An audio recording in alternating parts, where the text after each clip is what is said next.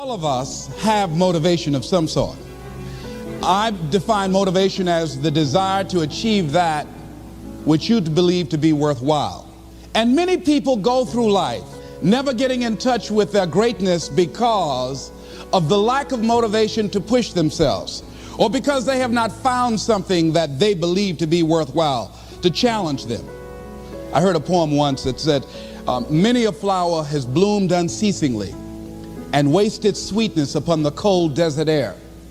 It's translated, that means simply that many a talented persons have gone unnoticed, and the world never had a chance to be exposed to their talent because that person did not take the time to begin to express or to demonstrate or to motivate themselves in the direction to bring that which they came into the universe to bring. How can you measure your motivation? How can you evaluate where you are on a scale of 1 to 10? Let's do this for ourselves mentally. How do you rate yourself from 1 to 10? Your mental attitude about yourself, how you feel about you, how you feel about life. How do you rate yourself on a scale of 1 to 10 in terms of your physical appearance, in terms of your health? Do you take care of yourself? Are you allowing yourself to get overweight and out of shape? Are you conscious of your health? Are you watching the food that you take into your body? Do you make a deliberate effort to exercise? You know, it was George Burns, he said, we cannot help getting older, but we don't have to get old. And many of us get old before our time because we don't take time to take care of ourselves. Your environment is a very good indicator. On a scale of 1 to 10, is it what you want it to be? Do you find it desirable? Are you satisfied? The job or career that you're involved in. Someone said that 85% of the American public are unhappy with their jobs. Are you spending 8 hours a day just doing time? Doing something that you don't find challenging, that does not make you stretch mentally, that does not stimulate you, that does not inspire you. Something that you don't find a sense of fulfillment in it. If you're doing that day in and day out, it has to affect how you feel about yourself, your level of motivation. Your relationships. What kind of impact is it having on your life? Is it nourishing or is it a toxic relationship? Does it drain you or does it build you up? Ask yourself that. How motivated are you to do something about it? Your contribution, your actions. What are you giving? Many people will leave the universe without a trace. No one will know they were here. And in fact, under their name, we could put under there, not used up. Will anybody know that you came this way? What contribution are you giving? What will you leave? What will be different because you came this way? Someone once said that life is our gift to us that God has given us, and how we live our lives is our gift to God. What kind of gift are you formulating? Is this a gift that you like to take back and do something else before you turn it in? Think about that. What can we do? What are some of the keys that we can begin to use to motivate ourselves when our batteries run low? Because I don't care who you are, I don't care what you do, at some time you are going to get tired. At some time you're going to get in a rut. Seem like nothing you do works out right. And sometimes it just seems like you just don't have the wherewithal or the will to do anything. That sometimes you act like you're punch drunk. You're just wading through life, just doing time day in and day out, looking at non-discriminatory television, anything that's on, just looking. And depressed, feeling powerless, feeling useless, and bored. What do you do? How do you get yourself out of a rut? How do you, when you know you can do more than what you've been doing and you're not doing it and you're discontent with where you are, you get angry at yourself. How do you get out of that rut? How do you motivate yourself? One of the things that we must do is that we must be involved in working on achieving self-mastery. You must work on yourself continuously. Never be satisfied with yourself. Always know that as you invest the effort and time on you, that's the greatest ability that human beings have above animals. See, a dog can't be anything but a dog. Tree can't be anything but a tree. Human being, you've got unlimited potential. You can put effort on you, and by concentrating on you and developing you, you can transform your life wherever you are right now.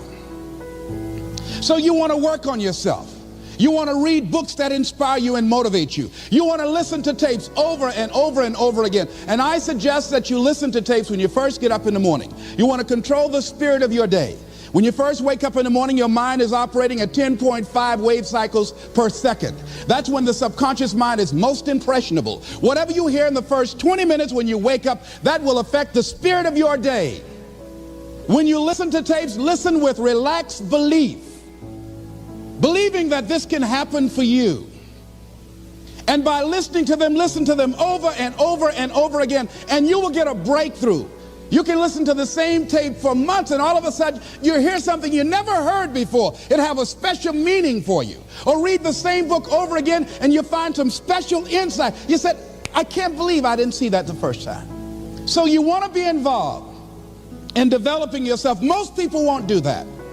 Most people won't take that kind of effort and invest that kind of energy in themselves, because they will fall prey to that conversation within. Oh, don't do that. You don't have time. You're too busy. You're too caught up in the rat race. Most people won't do that. Well, they won't take time to go to lectures. They won't take time to go to seminars. They won't take time to go to classes to improve themselves. And as you continue to work on yourself, you will begin to expand your vision of yourself. You'll begin to work towards self-mastery.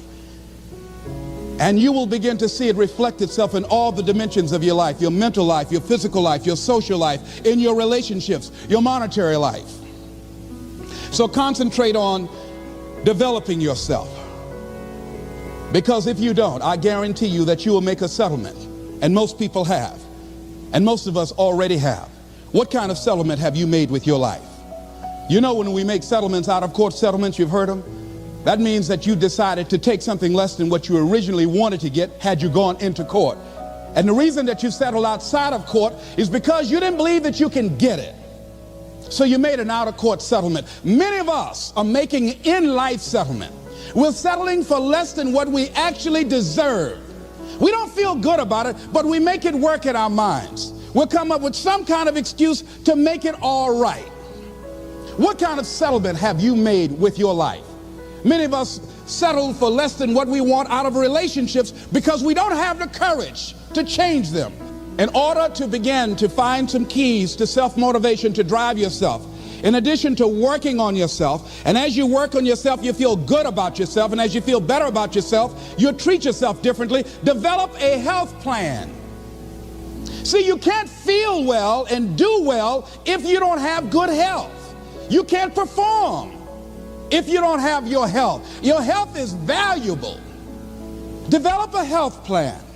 A plan that you will follow, because this is the only vehicle that you have to carry you through this experience called life. And you want to take good care of it because you love you enough. You care enough about you. And that's not easy. It is not easy having a health plan and sticking to it.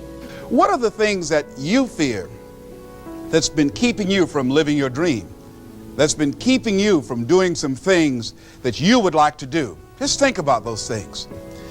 And how do we begin to handle that? Abraham Maslow said that life is about growth. And he said, you can either go back to your comfort zone, and there you won't find any growth, or you must be willing to go forward and face your fears again and again and again. Because you're never going to have a fear-free existence. I mean, some fear is acceptable and legitimate. There are some things that you really should be afraid of. Now, you shouldn't allow it to immobilize you.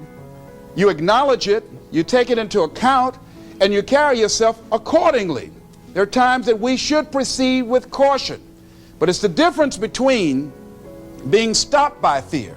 It's the difference between having a fear and the fear having you. So what do? One, acknowledge it, and knowing that it's okay. Don't condemn yourself for being afraid. It's perfectly fine to have some fears.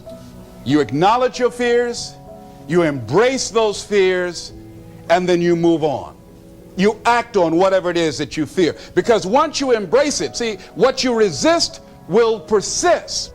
What you resist will persist. So one of the most important things is to begin to embrace your fear. And I used to have a tremendous inferiority complex about speaking before people that I felt who had more going for them than I did. Because I'm not college trained, I used to feel that college people were the most intelligent people on the planet.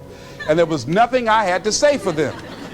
And what will they listen to me for? That's the way I felt. And so I had to visualize myself speaking before them, speaking before various audiences that had more going for them than I did, and realize and appreciate my own value, and that I was a worthwhile person, even though I didn't have all going for me. I didn't have the money, I didn't have the education that they had. So part of the process is seeing yourself, being worthy, being capable, having what you need to make you a worthwhile person, and that you're more than able, and that you deserve to be listened to, or you deserve to have that dream and that passion and whatever it is that you see and envision there. You've got to see it in your mind's eye and know that you've got what it takes. Fears am I holding on to?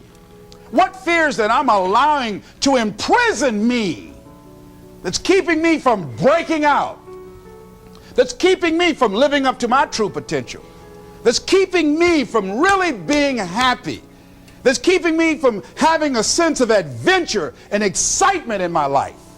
What's keeping me from controlling my destiny? What fears that I'm giving that permission to? Notice what I said, that we must give our permission to fear to immobilize us. Because whatever discomfort you experience, whatever challenges or difficulty that it is, you got to handle it. You got to go up in there and wrestle with it. Will it be easy? No. Will it be challenging? Yes. A friend of mine who's going into recovery, he's been addicted to crack cocaine for years and alcohol. And he was talking about how challenging it was and why he was dreading going into cold turkey. I said, what do you want me to tell you? That it's going to be a picnic? No, it's not. It's going to kick your butt? Yes, it is. Are you going to want to die? Yes, that's a part of it. But that's just what you must go through in order to get where you want to go. And guess what? You are strong enough to do it. You're strong enough, and your life is worth whatever you have to go through to get past this addiction. Whatever you have to do. This dream you got, whatever you want to do, will it be easy to just run out there and do it? No. Will it happen overnight? No. Will it be a struggle? Yes. Will there be times when you can't make ends meet? Yes, that's a part of it. Will there be times you won't know what to do? Yes, that's a part of it. Next thing is that you want to monitor your inner conversations. The things that you say to yourself. You want to watch them, and in watching them, you want to take charge. A friend of mine told me this evening, and she did it excellently. She said, I didn't want to come tonight. I was feeling so depressed. And I said, I'm going anyhow. See, that was the conversation. Oh, you really don't feel like it. You really don't need to do it. You don't really need to read anything. Forget all that. That's that inner conversation. Oh, you don't need to worry about trying to go into your own business. Forget that. You can't do that. What if you lose everything you've got? That inner conversation that stops you from doing the things you want to do less, don't do that. How can you possibly think about being a motivational speaker? You don't have the contacts, you don't have the money, you don't know the right people. You're going to get up there and your mind's going to go blank. Forget all that. You remember that time you got up before some people and you panicked? You stood up and your mind sat down? Don't you remember? And I said, yes. And then I said, shut up. So you've got to learn to stand up to yourself inside yourself and short circuit, override that conversation that's always going on. 85% of what that conversation will tell you is negative. It's negative. It will tell you you're tired when you really are not tired. It will tell you you can't do it. It will fill you with fear. So you've got to watch that conversation. And when you find it going on, you've got to stand up to it and say, I'm going to do this anyhow. I'm afraid, but I'm afraid not to do it. And I'm not going to let you stop me. The biggest challenge that you will have in life is you. There's an old African proverb that says this: there's no enemy within. The enemy outside can do us no harm. The next thing that is a key to self-motivation is that you've got to ask yourself, what do I want out of life? What do you want out of life? What do you want out of a job? What do you want out of a career? What do you want out of a relationship? What do you want? What gives you your life? How will you know when you got it? What will make you happy? You need to know. You need to start asking yourself some questions. What do I really, really, truly want? You need to be exact about that. Don't be vague. Oh, I just want to be happy. That's too vague. What will make you happy? How will you know when you got it? Zero in on it. Be exact. Be specific. And as you do that, that will stimulate that superconscious mind, or the reticular activating system of your mind, that will begin to find those things, to identify with it. And once you begin to determine that which you want, take the time to write it down. Don't just think about it. Write it down. That is a subjective process that engages the subconscious mind. Write it down.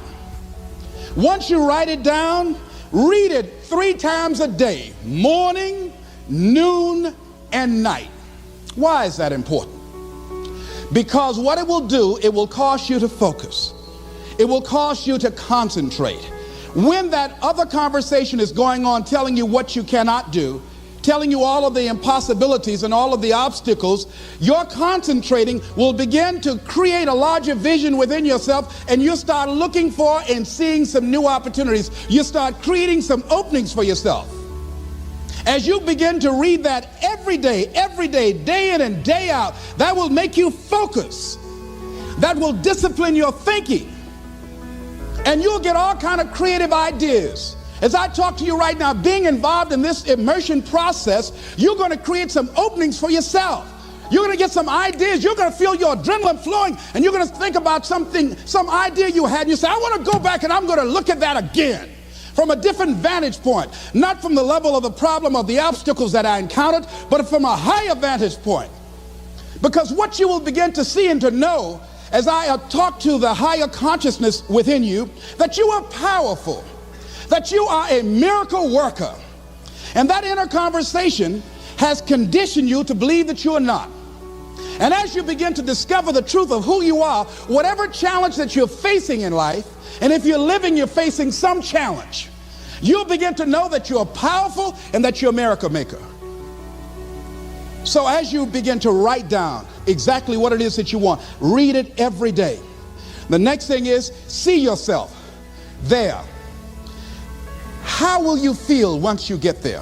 What will the experience be like for you? What will be different? What kind of person do you have to become in order to get there?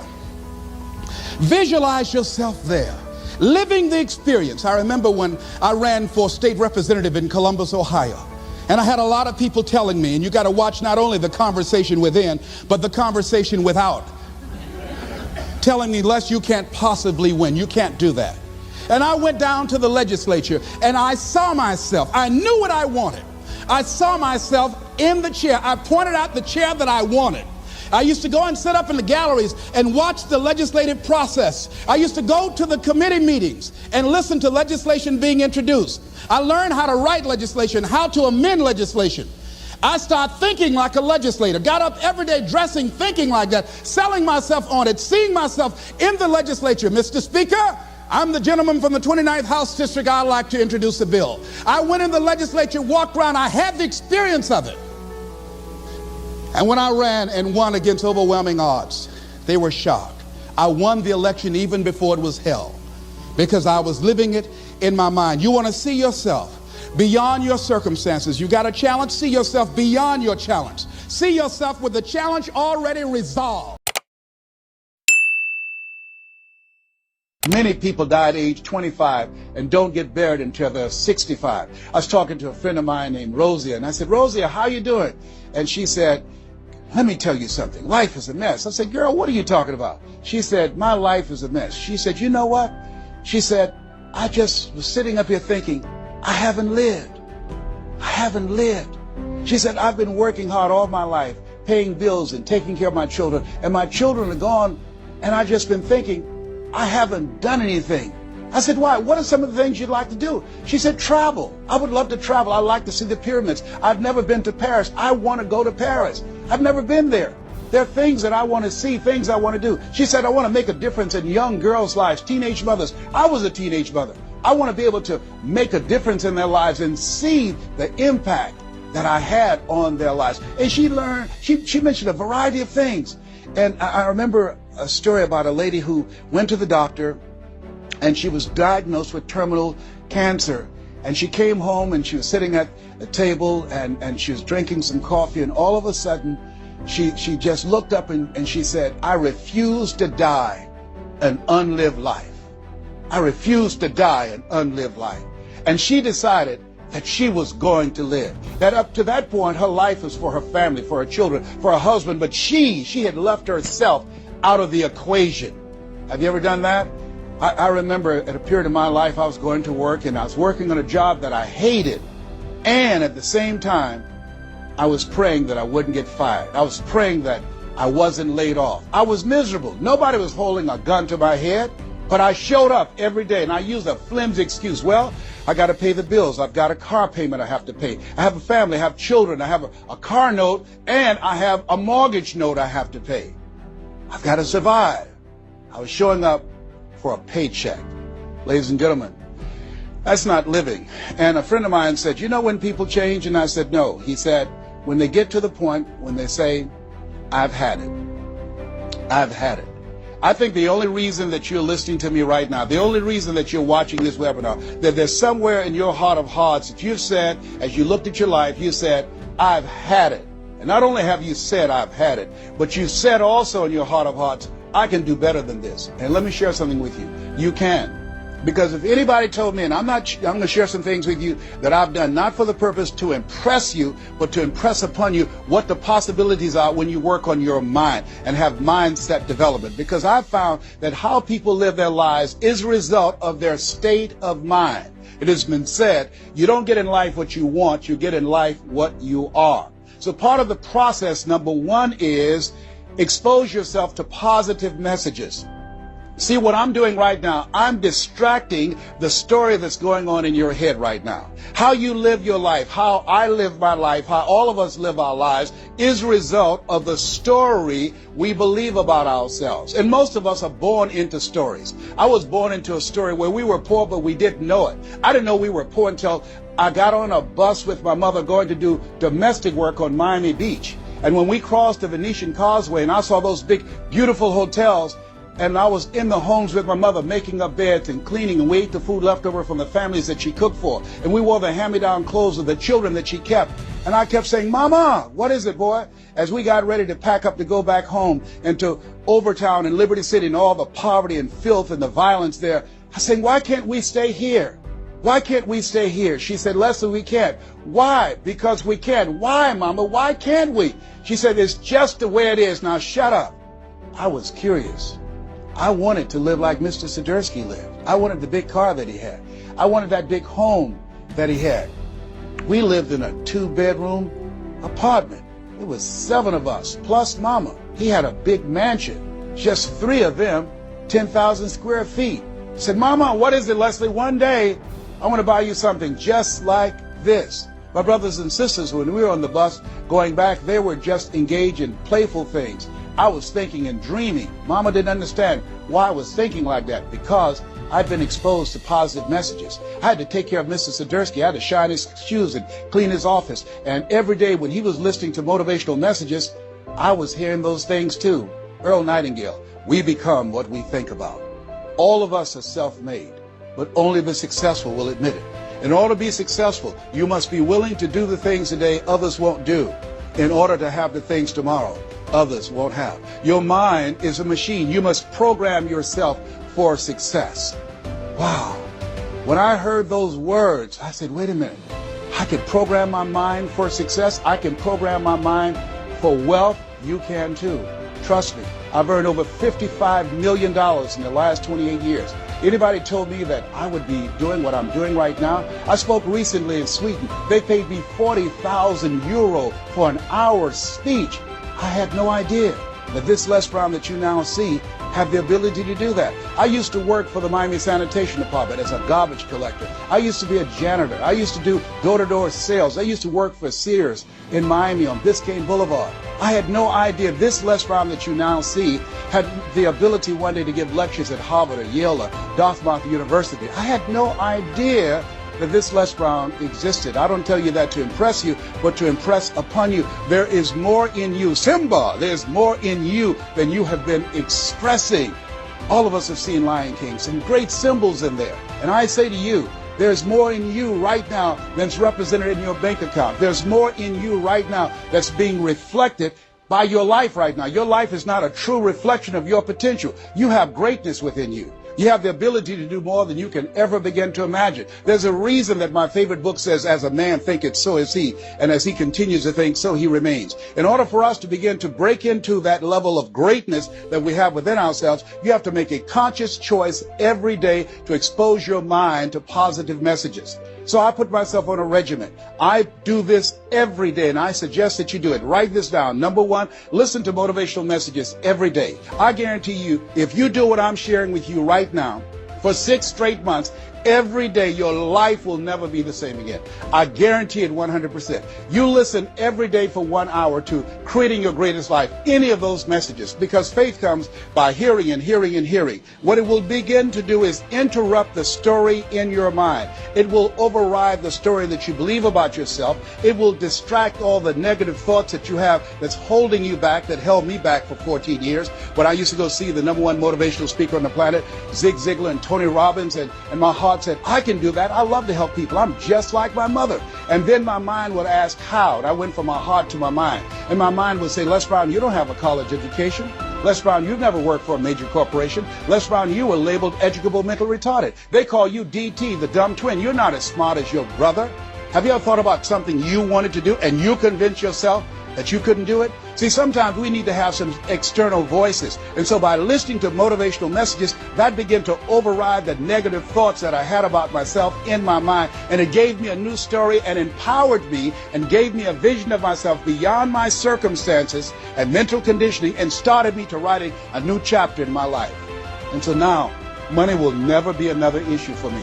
And that was an issue for most of my life because I didn't know what I didn't know and I thought I knew. So one you have to do is that you have to have a mindset development strategy where you are deliberately taking an hour every day listening to a motivational message. Every day. Here's something else.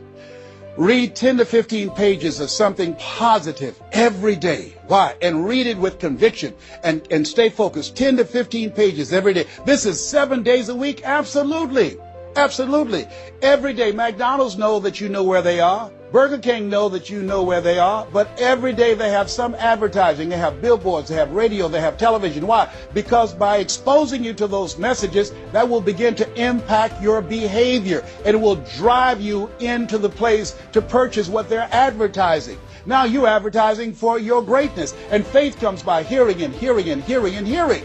So you want to listen to positive messages every day. You do this, I'm telling you, your life will never be the same again. And read 10 to 15 pages of something positive every day. I read 2 to 3 books a week. Why? Because I have goals and dreams of things I want to achieve. I want my life to count. I want to make a greater impact. At this stage of my life, I'm working on my children's education. A good man leaves a legacy for his children's children. So I'm working on their education at this point in my life. And as I begin to look at myself, in order to achieve more and to do more, I know I have to work more on my mind. And let me give you an example how this works. The most money I've ever earned in an hour and a half, $260,000. That's the most money I've ever earned in an hour and a half. A lot of people work a whole month and don't do that, or 6 months. Then, and this is the next thing I want you to do. I want you to look at your relationships, and I want you to upgrade your relationships. See, MIT did a study, and this study indicated that you earn within $2,000 to $3,000 of your closest friends. Not only did I start reading books every day and listening to positive messages, but I separated myself from my friends who did not have goals and who did not have dreams. Why? Because people rub off on you. It's called a mind virus. You earn within $2,000 to $3,000 of your closest friends. So when you upgrade your relationships, you got to ask yourself the question, who is it that I need to associate with, that I can learn from, that I can grow mentally, emotionally, spiritually, and financially? By aligning myself with another person that I can learn from. And Dr. Dennis Kimbrough said, if you're the smartest one in your group, you need to get a new group. Whoa, think about that. I was the smartest one in my group. Then one person called me who had been admiring me for years and said, Les, I want you to coach me and my trainers on how to tell a story and create value for an audience. And I want to share with you some things. I want to teach you some things, old man. I said, is that right? He said, yes. You always say you're never too old to learn and you're never too young to teach. I want to teach you some things. I said, okay, I'm open to that. Now let me share this with you. He blew my mind. The most money, as I mentioned to you, I've ever earned, speaking to over 8,000 people in Salt Lake City, Utah, $260,000. I did an event with this individual, just over 500 people, because of what I learned from him, because I upgraded my relationships. I earned over $410,000 in an hour and a half. I was excited, but I was also depressed, because I've been speaking for 28 years, and I started thinking about all the money that I left on the table, all the hotels and plane rides, all of the audiences I spoke to, all of the money that I missed out on because I didn't know that I didn't know, and I thought I knew. I was a big fish in a small pond. I can't tell you, if you don't get anything else, you have to look at your relationships and you've got to ask yourself the question, what is this relationship doing to me? See, has anybody ever seen something for you that you didn't see it for yourself? I didn't see that for myself. Maybe that's why my favorite book says, eye has not seen, ear has not heard, nor has entered the heart of mankind what God has in store for you. Because of what he saw in me, he inspired me. He gave me a vision of myself beyond my circumstances, beyond my mental conditioning, and beyond the job where I was, because I thought I was just a disc jockey. I love that. I master a microphone. You drop me in any city, I can master a microphone. I can turn a city upside down with a microphone. But I had more in me than I was expressing, and I did not know it. And because of his encouragement, I became a community activist. Because of his encouragement, I started doing a talk show called Voice of the People. Because of his encouragement, when I got out of radio, I ran for the Ohio legislature, and I was elected. And because of his encouragement, I passed 14 bills my first term. Because of his encouragement, I was elected 3 times and became the chairman of the Human Resource Committee. Because of his encouragement, I became a public speaker. Because of his encouragement, I became an author. Because of his encouragement, I did a show for King World called The Les Brown Show, and they paid me $5 million, $2 million not to speak. Because of his encouragement, I produced specials for PBS, public television. They said, you couldn't do that. You don't have a college education. It's educational television. Because of his encouragement, I did so many things I had absolutely no idea that I could do. I encourage you to live full and to die empty. There's more in you right now than just working on a job where they pay you just enough to keep you from quitting and you work just hard enough to keep from getting fired. And when you make the decision and identify that key area of your life that you need to make a radical change, things will begin to open up for you. Now here's the other thing that's very important. Once you identify your goal, I want you to get, if possible, a visual picture of your goal. My major goal was to buy my mother a home. I got the picture of the home with a 12-foot swimming pool and a basketball court on a golf course. I bought that home for my mother. It cost just over $400,000, 10,000 square feet.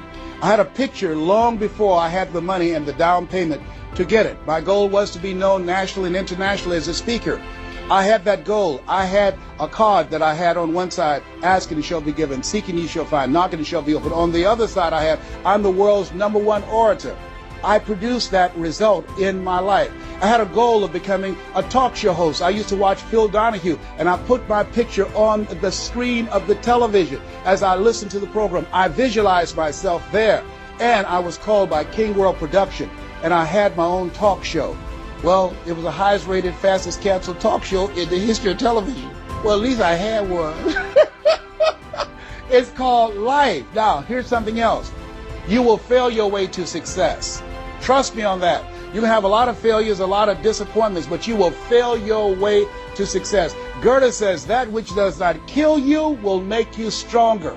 See, 85% of people allow their fear of failure to outweigh their desire to succeed. That's why you have to be of good courage. You have to have courage. When life knocks you down, I have a saying, try and land on your back, because if you can look up, you can get up.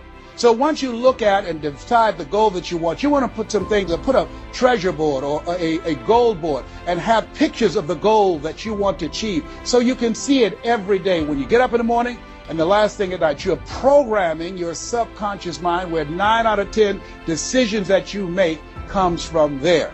Here's something else. Not only do you want a physical picture that you can see every day to remind you to keep you on course, but the other thing that's very important in achieving your goals, writing your goals down in detail and having 7 action steps that you take every day. Robert Schuller said, by the yard it's hard, but inch by inch, anything is a cinch. You want to think about what are the things I need to do every day. Break it down into increments. You have your 30-day goals, and you have your 3-month goals, and your 6-month goals, and your 1-year goals, all right? You want to break it down in increments. What do you need to do starting today? Don't squander any time. There goes a second. There goes another second. There goes another second. And all the power in the world can't bring it back. So what are 7 things that you can do starting today? And then once you do those 7 things, then you work on all the other stuff. But what are the 7 most important steps that you can take that can move you in the direction of your goal? And when I decided to become a speaker, I started memorizing quotes every day.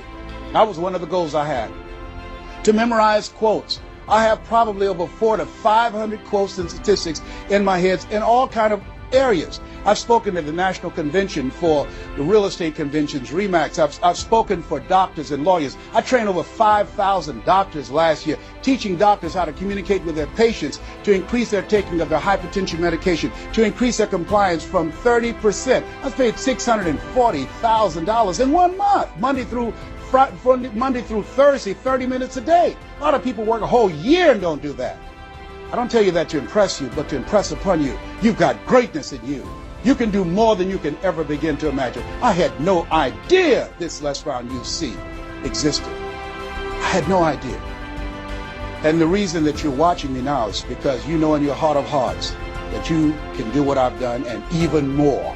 And so as you begin to think about that, think about writing your goals down, listening to motivational messages, changing your relationships, upgrading your relationships, thinking about 7 things you need to do every day, some radical change you need to make in you. There's an old African proverb that says, if there's no enemy within, the enemy outside can do us no harm.